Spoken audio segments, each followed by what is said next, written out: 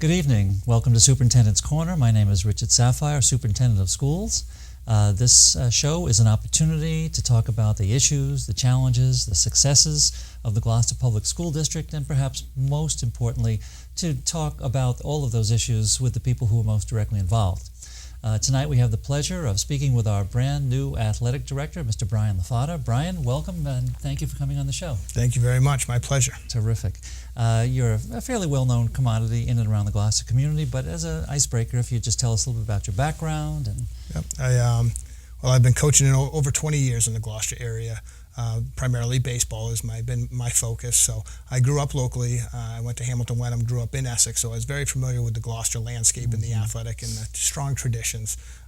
So as the past 5 years, a Gloucester high school baseball coach was very involved, and the opportunity to become the athletic director was something that I was very attracted to, very excited to get the opportunity to do. So like I said, knowing Gloucester sports, being around the area the majority of my life was exciting. Right, and being part of the committee, the energy, the enthusiasm, the background knowledge and experience you had, they were all pretty convincing, so it's all the more reason why we wanted to bring you on board. So let's get the status of the Newell Stadium out of the way. I'm sure it's something that's on everybody's mind. They want to know when everything is going to be fixed up, ready to go, bleachers in place, track ready and everything else. So what do you know? Yeah, it's obviously it's the hot topic. I did jump right in and had this on my plate fresh, so it's a good experience for me. At this point now, they are very close to putting the bleachers in place. I do not have exact time frames. Obviously, the fingers are crossed that as soon as possible is what we want. We were very fortunate after the first home game to have 3 away games, so it gave the workers a little more time to try and put it together. But we got a few home games coming up soon, for football that is. We've been very fortunate with the soccer and field hockey that it didn't affect any of the playing surface, so we've been able to play every game, schedule practices as normal. Fans actually have had the opportunity to be a little bit more on the field in a closer, more tight atmosphere than they usually have, and they've kind of liked it. Sometimes we like them to be a little further away from the field to not bother the referees or anything. So right now we're playing it by ear. The construction guys are there basically 7 days a week, and they're really hammering away at it, and hopefully we get some more updates soon from the DPW, who have been very good in communication. Great. Trials and tribulations notwithstanding, the football team's doing pretty good this year. They're, 3-0? Yeah, football team is 3-0 at this point, with a big game Friday night going to the Manning Bowl in Lynn to play Lynn Classical, who's every year one of the stronger programs in the immediate area. So this Friday is away, and then the following Friday is when they're back again? Yep, the following Friday will be Saugus, and then Marblehead the week after. So Saugus just had a very big win last week, and so you can't take any one lightly. Marblehead will be a big one, but we can't look ahead, and obviously we got to handle Lynn Classical first this week. For sure, and they're pretty tough. Yep, always tough. How about the other teams? How's soccer doing this year so far? All the teams at this point, it's been a very successful fall so far. The girls soccer team has been doing very well. 5 shutouts out of 6 games. They've doing very well. The soccer team, the boys soccer team, is a young team. It's very it's exciting to watch. A lot of younger players on the team mixing in with the veterans. Just had a big 7-5 win, exciting game when you have 12 goals in one game the other night. And field hockey, with a ton of returners back from last year's very strong team, is undefeated at this point right now, and they have more of an end-loaded schedule where they have a lot more games towards the end of the season, so they're kind of practicing a lot now, but it's going to get busy for them very soon. And then some of our other sports are doing well. The golf team's doing very well. The cross-country teams are competing. They go about once a week, so it's not as often as other sports. But things all in all going very well for the teams. Yeah, you must be at a lot of sports events. Oh, yes, nonstop. Covering the waterfront. As soon as the school bell rings, I'm basically off to a different field, course, or whatever it might be. And it's exciting now. Right. Terrific. I want to ask a couple of questions that have a little bit more to do with concepts and idea of sports and stuff. And we all agree on the importance and the value of athletics. Sometimes we don't really talk about it, but that's what the show is for, right? We want to talk about value. So why are sports important? What do we want our students to come away with? Sports are unbelievable and it's all sports. Obviously, I have a very strong baseball background, but I was a 3-sport athlete, and we promote multi-sport athletes. The amount of life lessons that they can get out of sports is unbelievable. The things that will carry them through. Obviously, I'd love to see every student athlete out of Gloucester go to be a professional or college or even varsity, but it's not going to happen. But what they can get out of sports between work ethic, teamwork, learning to deal with adversity, communication skills, learning to take instruction from coaches or refs, whatever it might be. There's so many life skills that'll carry on for these student athletes for the rest of their life in so many different aspects, not just dealing with sports. And we've got a great coaching staff that helps keep that motto or keep that kind of tradition alive, and understanding that there's a lot more than just a sport. It's hopefully we're trying to lead in these kids through the rest of their lives. Right. They've got to understand strategies. They've got to understand situations. They got to learn how to anticipate. I mean, it really is. We refer to these things as extracurricular, and that doesn't mean it's off in a corner somewhere. It is curricular in nature, and extra means more, not just something different. It's very, very important, no question about it. Definitely. As athletic director, you've got a whole mess of roles, everything from scheduling and budget to making a positive impact on the community. So what sort of a role does an athletic director play in terms of communicating with the community? The biggest thing, and when I first started in July, I wanted to meet with, first off, all of our fall coaches, get to introduce myself, find out how they run their programs, where I can jump in and help out. But one of our heavy emphases were on the community as far as alumni potentially, but also the youth. Gloucester's got a great tradition in so many sports, and so many of those former athletes, student athletes, still live in the area. And to get them to be more involved. And a lot of them have their own kids now that are now growing up playing lots of youth fisherman sports, that to get all the community, as we said, the youth and the alumni working together, joining and coming to games, supporting the different teams, it's unbelievable. And so that's what we'd really like to try and focus on. I have recently set up several social media accounts. Social media is very big nowadays. It can be a positive, can be a negative. So we are trying our best to keep it as a positive to help promote our teams and our individual student athletes. And so with that, we can reach so many more people. So I'm hoping by promoting them through the social media, through the local newspaper and everything, that we start to get the community more involved with all of our athletics. Terrific.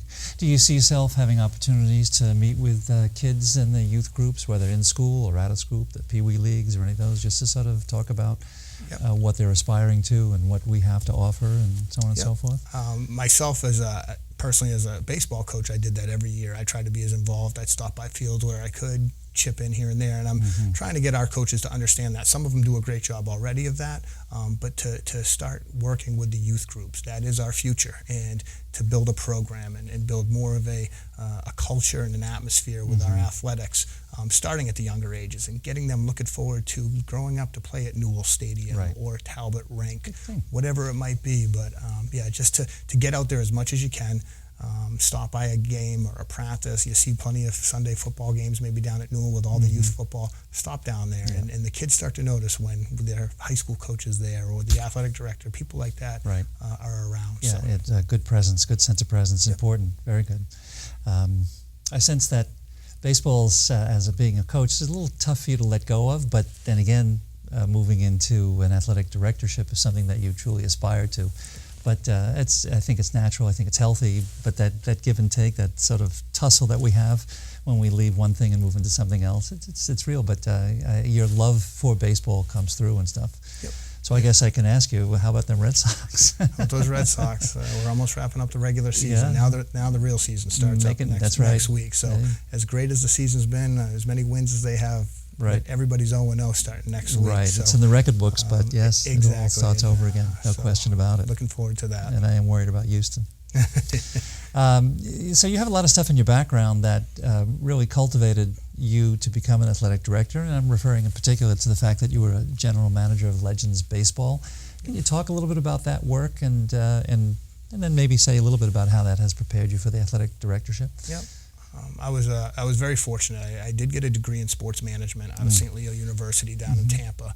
But after coming back from playing baseball down there, coaching and getting my degree, I was in various industries, just to make a living, and I was always coaching on the side.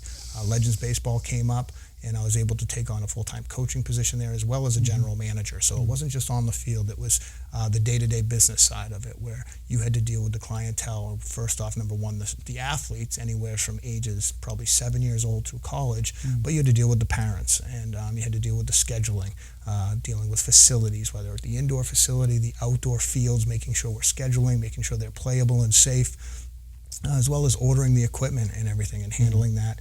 Hiring coaches. I had upwards of 20 coaches underneath me that a lot of them were younger guys at that time that I would have to mentor and kind of help them through coaching a team and how to develop a team culture, and plus at the same time teaching individually. So I was very fortunate for Legends Baseball over the past 10 years having that opportunity, which then led into obviously the athletic director, where there's so many similar tasks. Obviously, this is multi-sports, which is great, and I love the fact that I can cover more sports now. I never got to take advantage of going to many Friday night football games or Saturday hockey games or any of the other sports because I was always at a baseball field. Right.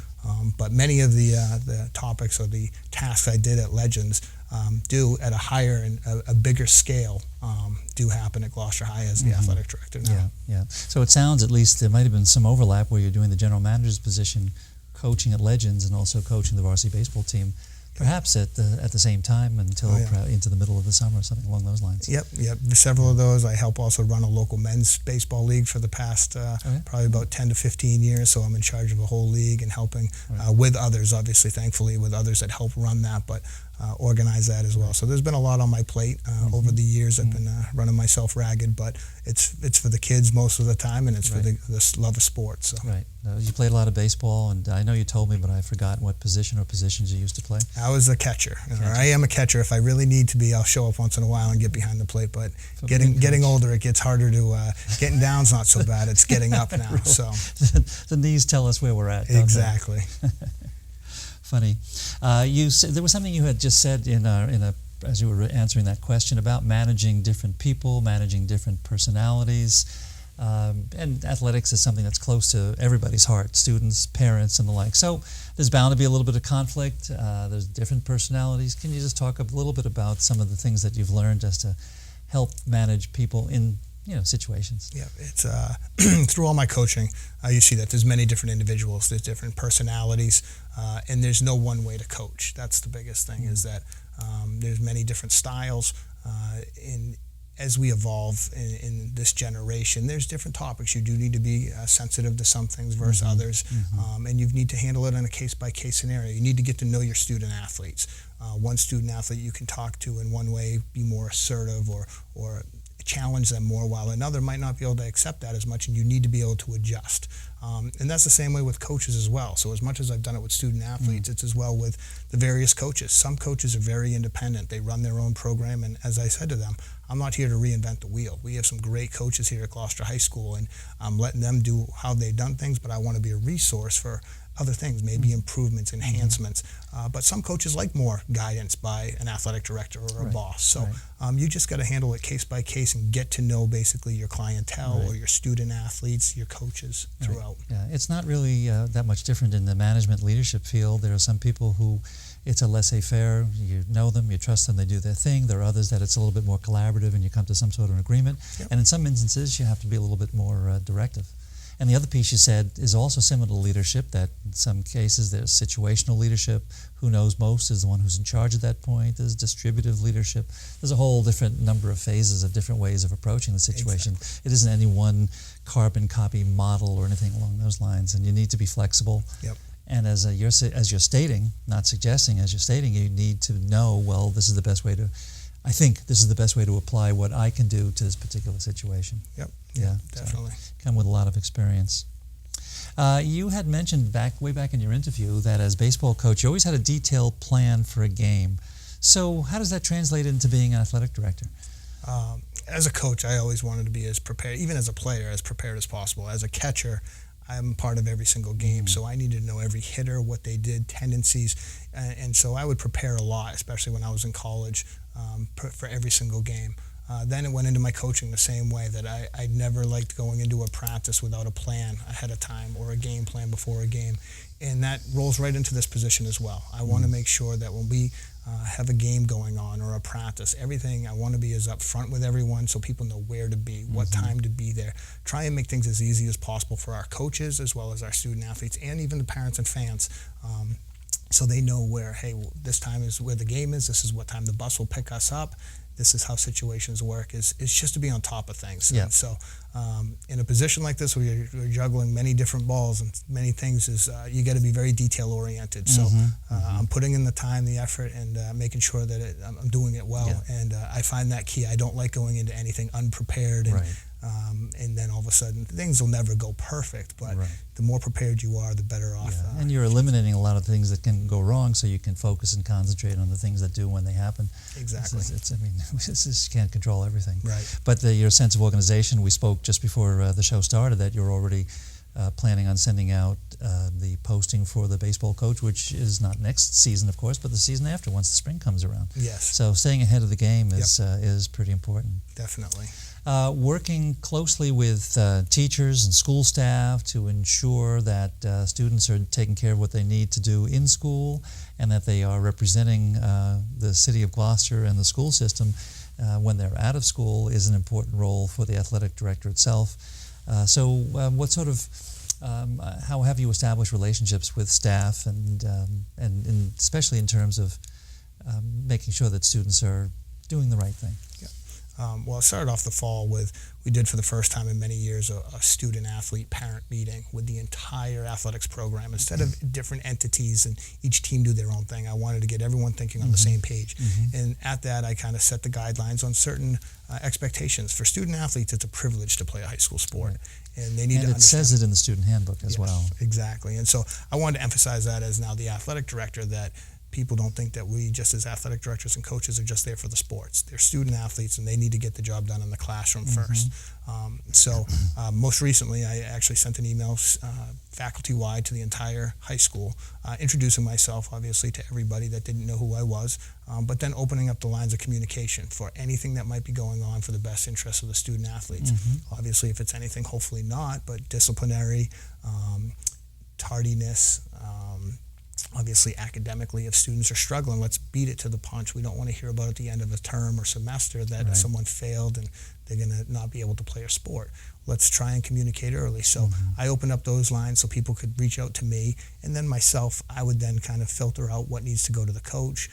Our coaches work full-time, they have families, so they don't need every single thing to come through there. Myself as the athletic director will pick and choose what things I can handle and keep them in the loop, or I want to get the coaches involved with. So the staff and faculty know, and I've worked very closely, the administrative staff between the deans, the principal, and Laura Carlson in her new position have been tremendous with accepting me and having me be part of the team and making sure we're all on the same page, that we're in the best interest of the student athletes. Right. Laura's now our new director of counseling services. It's an administrative position and has helped to consolidate a lot of the work that needs to be done. So on a rating of 1 to 10, how much traffic have you had come across your desk to keep the kids on the straight and narrow? It actually hasn't been too bad. Every day in this job, every day you see something new and everything, whether positive or negative. Most of the time it's been positive, which is good. But there's once in a while you get the kids that might be, you look at the attendance report, they're late to school. If you can't get to school or class on time, you're not going to go to practice then. If you can get to practices and games on time, you've got to be able to do that for school as well. So just little things like that now. That's small stuff. Yep, exactly. And so hopefully we keep it that way, and we set the tone early and people understand the expectations that myself and our coaches and the administrators have, and hopefully things will go fairly smoothly. And the whole notion of having an all sports team meeting to carve out the expectations, standardized practice. I mean, when it comes to that kind of stuff, it should be standardized, and everybody has a clear understanding that these are what you need to do in order to succeed, not just because we're making the rules. Right, exactly. Yeah, good.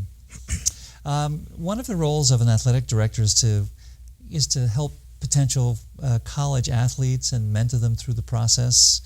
And maybe you can talk a little bit about that, but it's also true that a majority of our student athletes may not go on to be college athletes.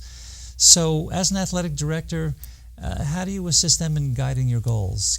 Kids who, they have a chance at going Division III, II, or I, versus the students who it's a part of their overall high school experience, but don't necessarily expect to go on to college and play sports. Right. When it comes to that type of situation, all the athletes who you have on a level playing field, you're not going to treat just because you have one that might be a Division I, Division II type of athlete, while the others are probably just doing it as a high school activity and don't have the skill set. No matter what, they're student athletes, like we said before. We're focused on their academics and getting them to the next level academically. Athletically is an even a bigger bonus, and so we handle each one, as we also said before, case by case. And now, if a student athlete that does have the opportunity to go on to the next level to play, we'll work with the coach, we'll work with Laura Carlson and her group and guidance and everything to help those athletes with their specific needs. But at the same time, we're also going to help any other student athlete that just to get into a college or university, whatever it might be after. They might not have to do anything with sports, that's fine. And it's trying to get in the kids' minds, or getting them thinking early on in their high school career about potential future jobs, or what fields they'd like to be in, and everything like that. What's With so many of them, it becomes senior year, and they think, oh man, I guess next year I got to figure out what I'm going to do. If we can start guiding them a little bit younger, getting them thinking about different opportunities, things that they feel, areas of study that they could get into, is a top priority for all of us. Yeah, great. I go to the luncheons before the Thanksgiving game, and as I think you know, the captains of the teams, both sides, Danvers in particular, the kids talk about their experience, and what really comes across is that being a member of the football team is a life experience, and you don't get a sense that it's going to lose meaning because they're may not go into college sports, but on the contrary, it's the culmination of a career that they've had in high school, which is in and of itself, an end in and of itself, and really, really super important. And it's great that we reinforce that for them. So I kind of asked this before, but I'll ask it again. What sort of messages do you provide to our youth groups, and how do you follow up on those messages? It's the biggest thing with this job and all is communication. And just trying to get out there, introduce ourselves to obviously the volunteers that are running on various youth groups. In those summer meetings I had with our fall coaches, that was one of my first questions was their relationships with the existing youth groups. If they worked with any of the directors of, say, a youth football, youth soccer, youth field hockey, whatever there might be for feeder systems, to start getting in there and talking with them and trying to instill, obviously, our values and our responsibilities we have for the high school athletes, instill it at a younger age. And as much as we get out there and we're pushing the athletics with these youngsters, and whether they're elementary school or O'Malley Middle School, we're also instilling, you got to get good grades now. You got to focus on your studies now. This will only make it better for you as you get through life, and you don't have to go through those battles of you're ineligible to play, but also it's making the right decisions. There's so many things in life for kids nowadays, distractions and things that should come up. So it's talking to those young kids then and trying to guide them in the right direction, or give them the resources to make the right choices. Is definitely a big priority. You're absolutely right about new things. We had the incident with the lightning strike at the middle school last week, and one of the observations is because students couldn't get a hold of their cell phones, for example, that actually created more anxiety for them. Because that the home school connection, the personal connection at home, not something we would have thought about 20 years ago, 15 years ago, but it's something we have to take into account. We don't want the kids using the cell phones in the classrooms. But if there's an emergency they have to get out, we would like to have them have some access. If I can just go off a little bit on this, my daughter's an English teacher, high school teacher, and she has this series of pouches that she's put up on a wall, and the cell phones go in there. If there's a fire drill, then the kids go past, they grab their cell phone, and they're out the door, and 6-2 and even. So I could ask you where that came from, and you probably would know. Joe Morgan, former Red Sox coach. The manager, So how involved are you in the some of the grammar, the scheduling, and so on and so forth of games? Of the games, I'm very involved.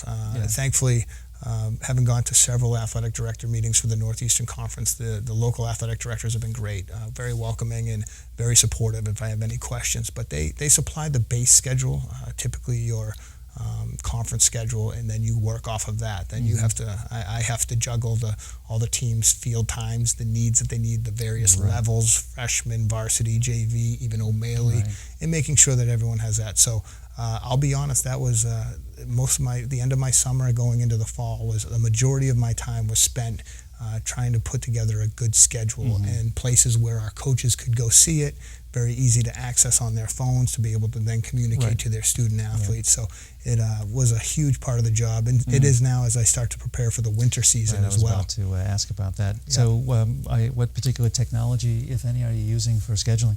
Well, we use one website. The actual app is called Activity Schedule, Our Schools Today, and we're starting to push that out there on social media, is where all of our teams' game schedules, meet schedules, matches are all in this one spot.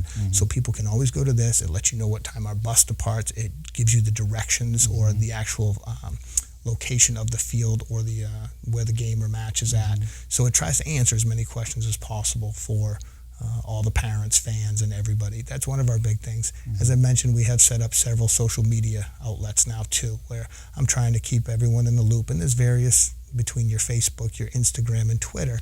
Each kind of covers a different demographic where you want to get it out to everybody. The young kids might use Instagram more, so we try and post on there our updates about our teams, our players, our schedules, cancellations. Yesterday was a heavy rain day, and so there were several cancellations. To be able to get that out in a quick way and efficient way to as many people as possible is very important. Yeah, that's a tough job. The other tough job in the 2 minutes that we have left is building an athletic budget. I'm sure that with the Legends Baseball that you were responsible for building budgets, so there's some familiarity. You want to speak to that at all? It definitely was. I mean, obviously, there's so many things to factor in, and when you're dealing with different coaches in different industries, myself, I was in that same position. I want everything. As a coach, you want the best resources for your team, for your student athletes, and you have to prioritize. You've got to look at the base things, what we definitely need, and there's so many other costs that many people don't factor in. I mean, when you look at referee cost or umpire, officials cost, details, it's so big. The travel, obviously, we have a lot of away games to be able to